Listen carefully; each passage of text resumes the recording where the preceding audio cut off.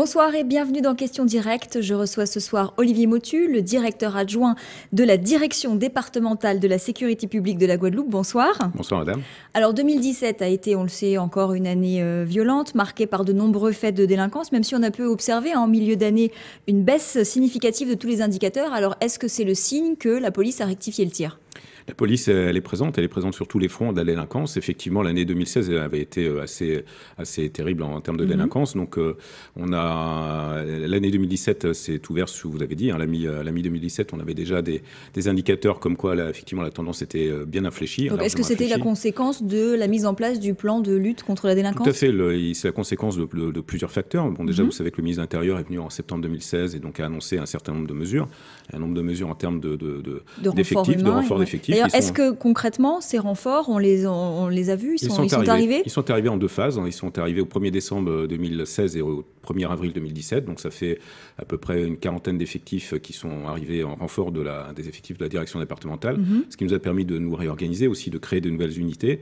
Et la stratégie a été également modifiée depuis la fin 2016 en termes d'occupation de la voie publique. La stratégie opérationnelle a été sous l'égide du préfet de région, a été modifiée. Et donc ça nous a permis effectivement d'infléchir les tendances. Donc là, la promesse, en tout cas, de l'ancien ministre de l'Intérieur a été tenue en termes de renfort. Il avait promis aussi de nouveaux armements, des fusils d'assaut semi-automatiques, des pistolets à pulsion, des casques à visière. Est-ce que les policiers ont pu être équipés comme ils le demandaient ? Tout à fait. Ces matériels sont arrivés dans les semaines qui ont suivi le déplacement du ministre de l'Intérieur en Guadeloupe. Donc les fusils d'assaut, ce sont les fusils HKG-36, sont des fusils d'assaut spécifiques qui ont été distribués dans tous les départements français, donc y compris en Guadeloupe. On les a depuis quelques mois maintenant. Les éléments de protection, effectivement, boucliers, gilets pare-balles, etc., ils sont arrivés. Alors c'est vrai que les syndicats réclament souvent plus de moyens à la fois humains et matériels. Alors là, aujourd'hui, est-ce que vous disposez de tous les moyens dont vous avez besoin pour assurer la sécurité de la population ? La sécurité de la population est assurée. Les moyens sont là. Effectivement, vous n'en faut pas plus ? On aimerait toujours avoir plus de moyens, mais enfin, il faut aussi, il faut faire avec les moyens qui sont là, qui ont été renforcés. Donc l'effort a été fait par le ministère de l'Intérieur pour juguler la délinquance. Et là, vous sentez qu'avec la nomination du nouveau gouvernement, le ministre de l'Intérieur, Gérard Collomb, il est dans cette même dynamique de... La dynamique, elle est là. La lutte contre la délinquance, de toute façon, elle n'est pas le fait d'un gouvernement. Donc là, la continuité est assurée dans les moyens, dans les moyens matériels, dans les moyens humains. Donc la police nationale est présente et là pour endiguer, pour faire face à cette délinquance qui effectivement est prégnante en Guadeloupe. Absolument. Alors, est-ce qu'en début de cette saison touristique qui démarre, des mesures spécifiques ont été mises en place pour assurer la sécurité des touristes et notamment des croisiéristes à Pointe-à-Pitre ? Tout à fait. Donc au niveau de la zone police, effectivement, on est particulièrement attentif à la problématique des croisiéristes, puisque le port des croisiéristes se trouve à Pointe-à-Pitre. Donc on a depuis fin octobre, début novembre, donc là la saison touristique pour nous elle a commencé depuis quelques semaines déjà, on a mis en place un dispositif tout particulier, donc de présence plus marquée sur le centre-ville, les secteurs où se promènent donc les croisiéristes peuvent descendre du bateau maintenant. Ils peuvent descendre du bateau, on fait des opérations régulièrement 2-3 fois par semaine, des opérations de grande ampleur, mais au quotidien vous avez des effectifs dédiés spécifiquement à la sécurité de ces croisiéristes, à la sécurité du centre-ville aussi, globalement, c'est pas que les croisiéristes, c'est la sécurité des Pointois et de ceux qui se promènent à Pointe-à-Pitre, mais voilà, ça c'est un ensemble. Donc cette sécurité est assurée. Et au niveau des croisiéristes, depuis le début de la saison, nous n'avons pas eu à déplorer quoi que ce soit, aucun incident depuis le début de la saison. Alors le carnaval approche, on sait aussi que c'est une période de tension pour les forces de l'ordre. Est-ce que vous avez là aussi prévu des dispositifs spécifiques pour assurer la sécurité des carnavaliers et du public ? Tout à fait. Là, on va reconduire certaines opérations qui avaient été menées l'année dernière, de dialogue aussi avec les groupes carnavaliers, sous l'égide de la préfecture, du sous-préfet de Pointe-à-Pitre en particulier, pour essayer de cadrer les manifestations. Parce qu'on le sait, il y a de l'alcool, des stupéfiants qui circulent. Voilà, mais il y a aussi un carnaval qui doit être un peu, pas encadré, puisque le principe du carnaval, c'est aussi que c'est un peu la liberté. Mais il faut aussi que cette liberté se conjugue avec la sécurité des carnavaliers. Et ça, ils l'entendent ? Ils l'entendent, tout à fait. Il y a des réunions qui ont été assez productives l'année dernière. On a pu encadrer les déboulés du dimanche soir, par exemple, sur Pointe-à-Pitre. On a pu être encadré de manière beaucoup plus intéressantes que les années précédentes. Et là, on entend remettre ces dispositifs en place pour assurer la sécurité des spectateurs qui viennent participer à cet événement majeur en Guadeloupe. Alors, dans quelques jours, on va fêter Noël. Après, on va fêter aussi le 1er janvier. Est-ce que là encore, on sait que c'est des périodes où l'insécurité demeure, parce que les délinquants ne font jamais tellement la trêve de Noël.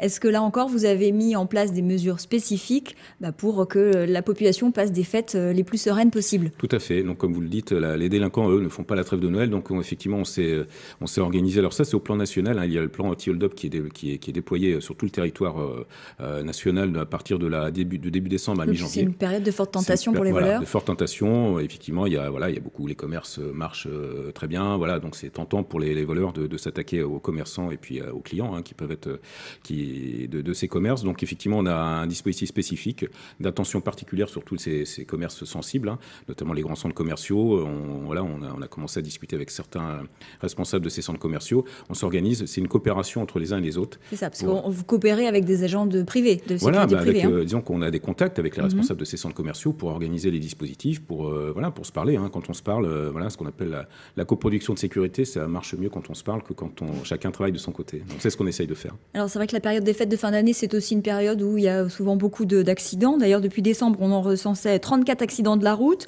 39 tués, 505 victimes. Alors qu'est-ce qui est mis en place là aussi pour lutter contre l'insécurité routière? Ça, c'est aussi un des champs. Donc c'est un des champs. Alors c'est particulièrement vrai, c'est vrai en cette fin d'année avec les fêtes qui vont arriver, mais c'est aussi vrai, c'est toute l'année. La sécurité routière en Guadeloupe, elle est quand même majeure. Alors ça veut dire quoi? La population est globalement irresponsable au volant? Je ne dirais pas qu'elle est irresponsable. Il y a des irresponsables au volant, c'est sûr. On en voit. Vous voyez vous-même les comportements, je pense.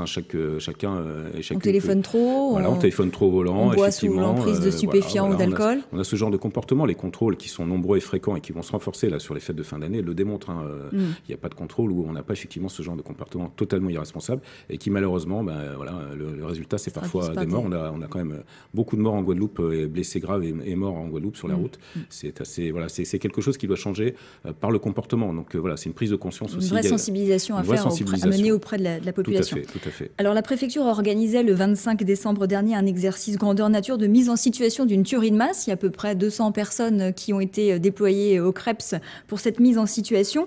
Alors en cas d'attaque terroriste, d'ailleurs cette attaque terroriste, on peut se demander si la menace est bien réelle en Guadeloupe, mais en tout cas si une situation comme celle-ci devait arriver, est-ce qu'on est prêt à répondre?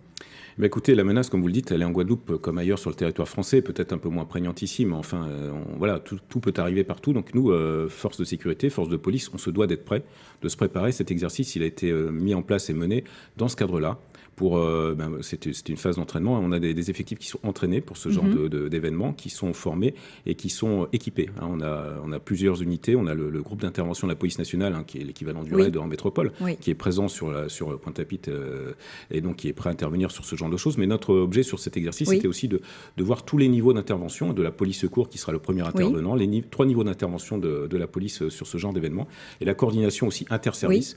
Les pompiers, le SAMU, tous ces intervenants. Donc, tout est sous contrôle. Le but était de s'entraîner. On a pu effectivement remarquer que les gens les effectifs sont entraînés, sont prêts à répondre. Et s'il y a une menace, effectivement, la police sera présente. Merci beaucoup, Olivier Motu, d'avoir répondu à mes questions dans Questions Directes. Passez de belles fêtes de fin d'année. Joyeux Noël à vous tous. Et puis tout de suite, l'information continue sur ATV Guadeloupe. À bientôt. Au revoir.